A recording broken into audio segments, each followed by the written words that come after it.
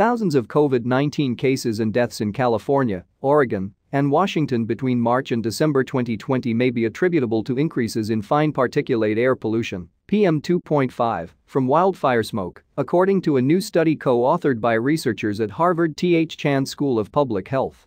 The study is the first to quantify the degree to which increases in PM2.5 pollution during the wildfires contributed to excess COVID-19 cases and deaths in the U.S. It was published online August 13, 2021, in Science Advances. The year 2020 brought unimaginable challenges in public health, with the convergence of the COVID-19 pandemic and wildfires across the western United States. In this study, we are providing evidence that climate change, which increases the frequency and the intensity of wildfires, and the pandemic are a disastrous combination, said Francesca Dominici, Clarence James Gamble Professor of Biostatistics, Population, and Data Science at Harvard Chan School and senior author of the study. In 2020, at the same time the nation was contending with the COVID-19 pandemic, huge wildfires swept across the western U.S., including some of the largest ever in California and Washington.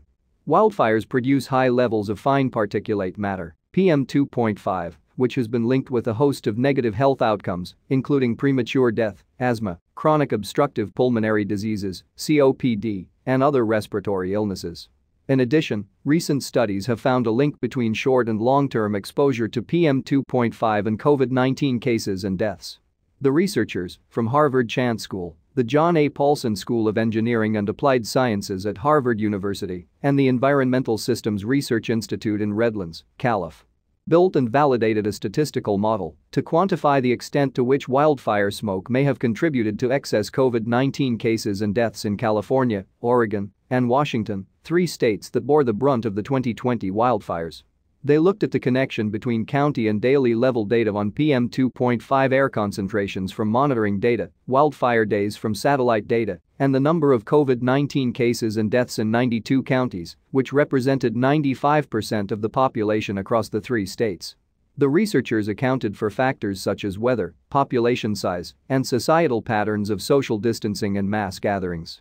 The study found that from August 15 to October 15, 2020, when fire activity was greatest, daily levels of PM2.5 during wildfire days were significantly higher than on non-wildfire days, with a median of 31.2 micrograms per cubic meter of air, μgm3, versus 6.4 μgm3. In some counties, the levels of PM2.5 on wildfire days reached extremely high levels.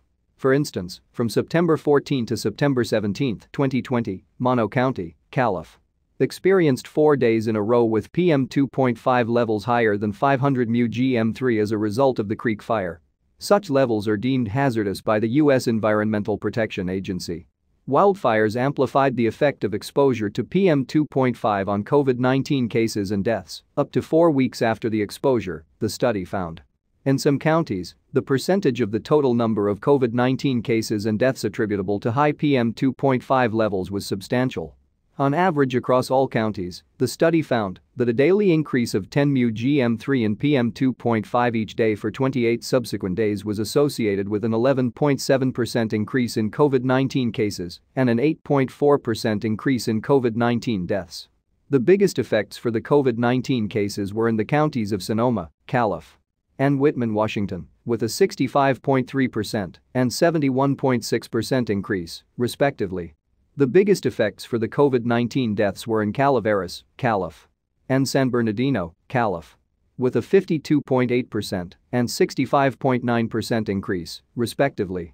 When the researchers looked at individual wildfire days and at individual counties, they found that Butte, Calif, and Whitman, Washington had the highest percentages of total COVID-19 cases attributable to high levels of PM2.5 during the wildfires. Among the total number of COVID-19 cases that occurred in these counties, 17.3% and 18.2%, respectively, were attributable to high levels of PM2.5.